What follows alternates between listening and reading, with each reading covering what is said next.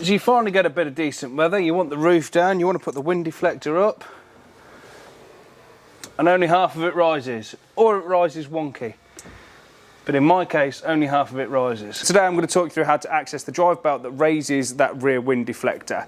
And if you're just raising wonky, but you're consistently raising both sides the same, then you're just going to need to adjust it. If just one side's coming up, you probably need to replace the belt. But yeah, let's get it stripped down and show you what I mean. Now on my car, this edge is just sticking up and this edge is all the way down. So that means that my belt snapped when this was in the partially raised or partially lowered position. So before I strip all this down, I'm going to use this as a reference marker and I'm going to try and raise this side to match that side. Wish me luck. That might be about right this time.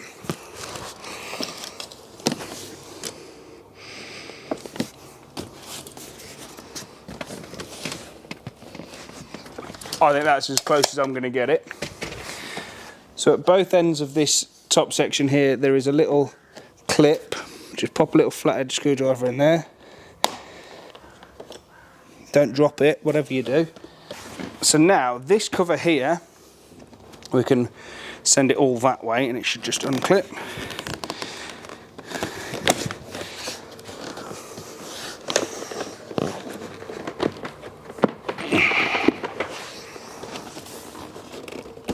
Like so, and then lift it up and put that out of the way. Ooh, I can see the belt. That shouldn't be like that, should it?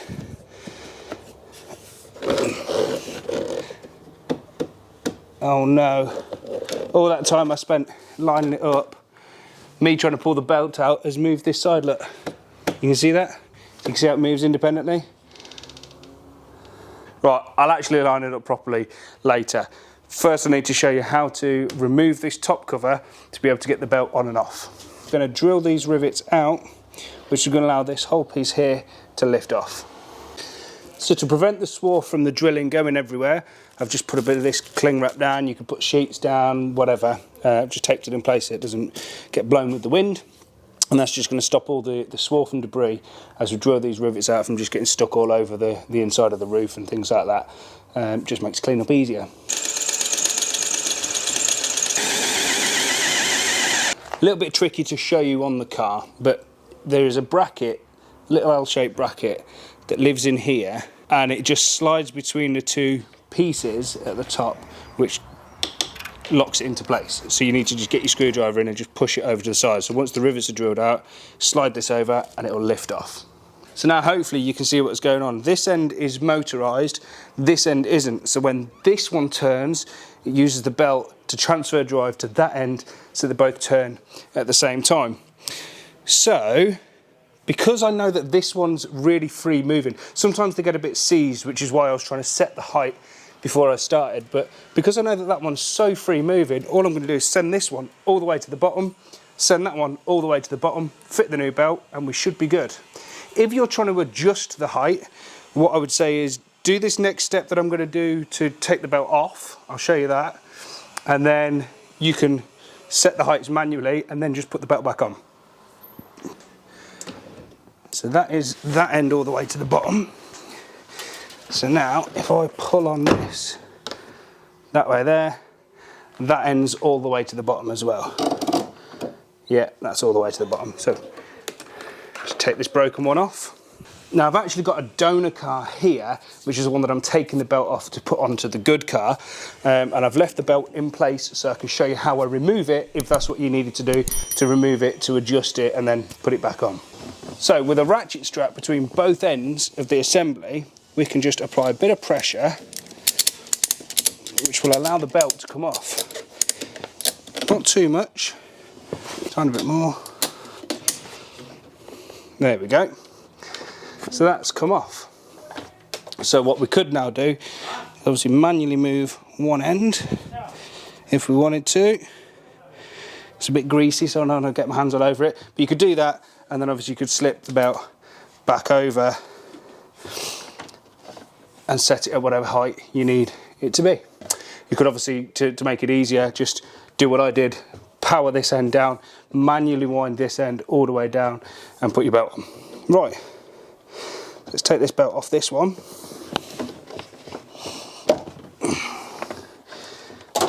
Release the pressure on the strap. And let's go fit this to the good car. So ratchet strap in that hole, and let's get this one fitted. Just pause for a thumbnail.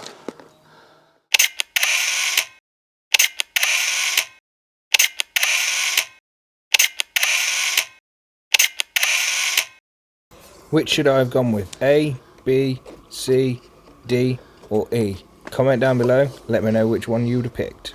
More tension. Perfect.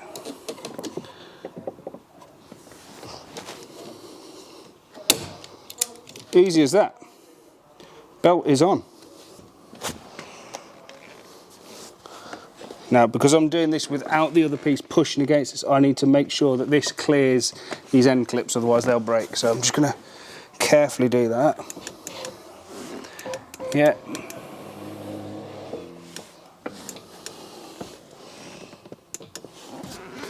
I think that looks level.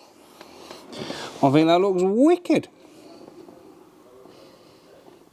I am happy with that. So, reassembly. Now this is actually really misleading because it wasn't level, it was 2mm out, and I kept having to try until I got it absolutely perfect. So yeah, just kept retensioning it, adjusting it, untensioning it until I got it right. So before, what I could tell was that as it came past here, this flat section here wasn't the same, but that looks spot on now.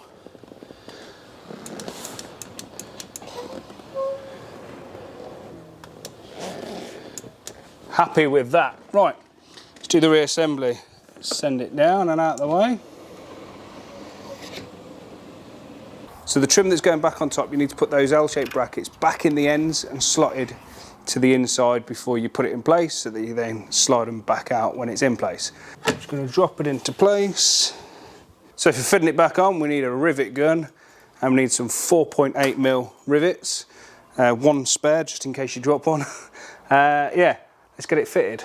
So we're paying attention to make sure that this sits correctly, and then let's get a rivet in. My gun's maybe a bit big for this. Get my smaller one. And what I recommend doing is getting all the rivets loosely in place before you commit.